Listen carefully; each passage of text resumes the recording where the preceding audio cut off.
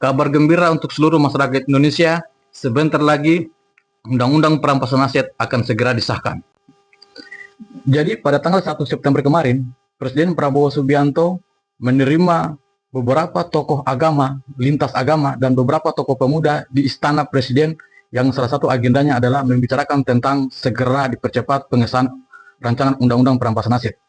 Karena rancangan Undang-Undang Perampasan Aset ini sudah kurang lebih 17 tahun itu mengendap, tidak pernah dibahas. Dan hasilnya, Prabowo Subianto merespon cepat soal ini, dan beliau berkomitmen besar untuk segera mensahkan Undang-Undang Perampasan Aset ini.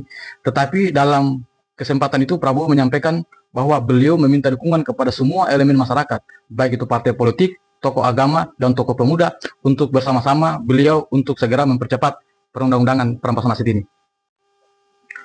Karena salah satu yang men-trigger demonstrasi kemarin adalah, selain dengan merakit kasus korupsi, tingkah laku flexing para pejabat dan anggota DPR, para demonstran juga fokus kepada tuntutan yang namanya agar segera pencepatan pengesahan Undang-Undang Perampasan Aset.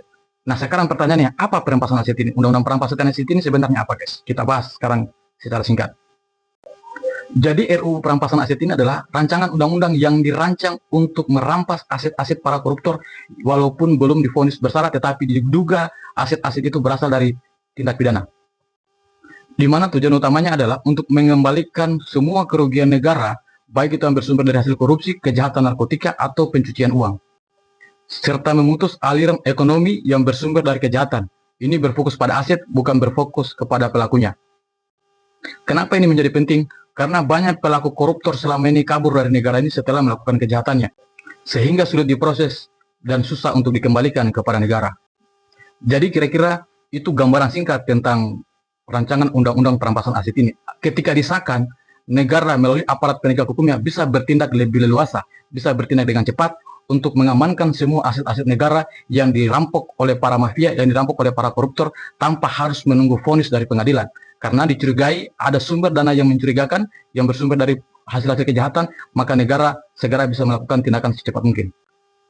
Nah, saat ini ada beberapa partai politik yang mendukung untuk segera disahkannya Undang-Undang Perampasan Aset. Kemarin baru keluar pernyataannya, yaitu dari salah satu partai politik, Partai Demokrat, itu menyampaikan bahwa Partai Demokrat mendukung penuh pemerintah dan DPR untuk segera mensahkan Undang-Undang Perampasan Aset ini. Kedua, dari Partai Keadilan Sejahtera, PKS juga sudah mengeluarkan pernyataannya untuk segera mendukung pengesahan Undang-Undang Perampasan Aset.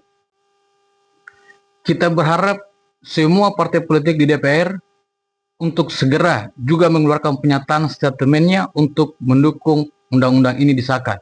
Ya, jadi sebagai masyarakat Indonesia, dimanapun kalian berada, dimanapun posisi kalian, saat ini gunakan media sosial kalian, pressure pemerintah untuk segera mengundangkan undang-undang ini. Karena dengan cara undang-undang ini disahkan, potensi korupsi di Indonesia minimal bisa diminimalisir. Dan ini menjadi efek jerah dan sumber ketakutan kepada para bandit, kepada para mafia untuk melakukan tindakan-tindakan yang merugikan keuangan negara. Jadi gunakan semua media sosial, gelorakan di plafon-plafon media kalian, desak pemerintah, desak DPR, desak semua pejabat untuk segera mensahkan undang-undang ini. Jadi inilah substansi demonstrasi yang dilakukan oleh masyarakat dan mahasiswa kemarin. Gerakan dan demonstrasi kemarin mampu men-trigger negara, mampu men-trigger pemerintah untuk segera berbuat lebih taktis, lebih cepat, untuk segera memenuhi semua tuntutan rakyat. Mari kawal bersama, jangan sampai kita kecolongan lagi.